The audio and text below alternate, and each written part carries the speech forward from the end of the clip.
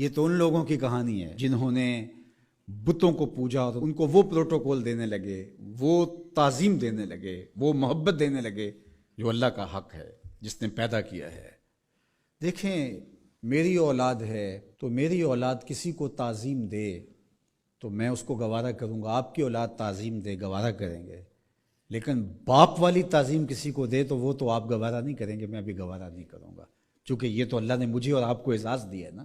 میری اولاد میرے سے ضد کر کے بھی کھلونے مانگ لے، کوئی چیز مانگ لے تو میں ضد پوری کروں گا اور مجھے خوشی ہوگی، لیکن میری اولاد کسی اور سے مانگے تو میری غیرت جاگے گی کہ یہ تو میرا حق تھا کہ میری اولاد کو مجھ سے اپنی ضروریات کی تکمیل کے لیے سوال کرنا چاہیے تھا، اس نے کسی اور سے کیا، تو میرا رب بھی گوارا نہیں کرتا کہ میرا بندہ ہو کسی اور کی دہلیز پہ جائے۔ کہا تمہارے جوتے کا تسمہ بھی ٹوٹ جائے تو اپنے رب سے مانگو، وہ تمہیں دینے والا ہے، تمہاری ضرورتوں کی تکمیل کرنے والا ہے، یہ تمہارا رب گوارا نہیں کرتا۔ اللہ اکبر۔ حضور نے سوال کرنے سے منع کیا۔ حضرت ابو بکر صدیق رضی اللہ تعالی عنہ سواری پہ بیٹھے تو ہاتھ سے کوڑا گر گیا، تو آپ گھوڑا کھڑا کیا، نیچے اترے، کوڑا اٹھایا، پھر بیٹھے، تو کسی نے کہا کہ یہ آپ فرما دیتے، ہم پکڑ کے آپ کے ہاتھ میں دے دیتے۔ کہا حضور نے سوال کرنے سے منع کیا۔ یہ ہیں وہ لوگ جو عمل کرنے والے ہیں اور ہم تو باتیں کرنے والے ہیں۔ والذین آمنوا اشد حبا للہ، اور جو اہل ایمان ہیں وہ اللہ کو ٹوٹ کے چاہتے ہیں، شدید، بلکہ شدید سے آگے اشد ہے لفظ، یہ طلباء جانتے، اس میں تفضیل ہے۔ جو اہل ایمان ہیں وہ اللہ سے ٹوٹ کر محبت کرتے ہیں، محبت کی جو آخری حد ہے، اور یہاں محبت میں اشد کا لفظ کہہ لیے، دوسرے لفظوں میں اس کو عشق کہہ سکتے ہیں۔ جو اہل ایمان ہے وہ رب سے عشق کرتے ہیں، وہ رب سے ٹوٹ کر محبت کرتے ہیں۔ اشد حب للہ، شدید محبت نہیں، اشد محبت، اشد محبت سے آگے تو کوئی درجہ ہی نہیں ہے۔ تو وہ کتنی محبت کرتے ہیں، تبھی تو جانیں وار دیتے ہیں، اس کے نام پہ، اس کے حکم پہ گردنیں کٹواتے ہیں۔ یہ ہے شدید محبت کا روپ، اس کا حکم ہوا جیسا ہوا۔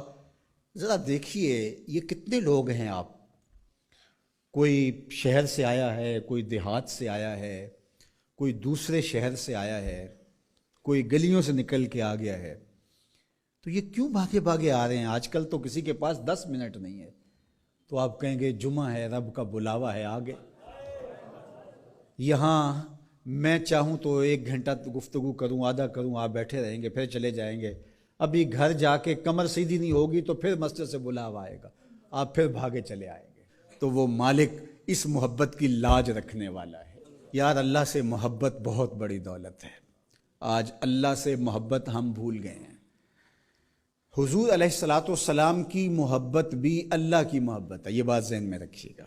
اس کا یہ مطلب نہیں ہے کہ کوئی شخص حضور کی محبت کی نفی کر دے اللہ کی محبت کا نام لے کر، جس طرح کہ ایک فکر ایسی بھی موجود ہے، لیکن دوسری جانب بھی کچھ ایسی صورتیں اتر گئی ہیں کہ حضور کی محبت اس کا نام لیا جاتا ہے اور اللہ کی محبت بتدریج دلوں سے اس طرح سے ختم کر دی گئی ہے۔ اہل ایمان اللہ سے ٹوٹ کے محبت کرتا، تتجافا جنوبہم عن المضاجع، اور اللہ کی محبت کی وجہ سے راتوں کو ان کی کروٹیں بستروں سے الگ رہتی ہیں، وہ خوف اور طمع میں رب کو پکارتے ہیں، کبھی قیام میں، کبھی سجود میں، کبھی رکوع میں، کبھی تسبیح کرتے ہوئے، کبھی تہلیل کے ترانے پڑھتے ہوئے، اس کا مبارک نام لیتے ہوئے، تو اس کے ذکر سے اس کی محبت کا اظہار ہوتا ہے۔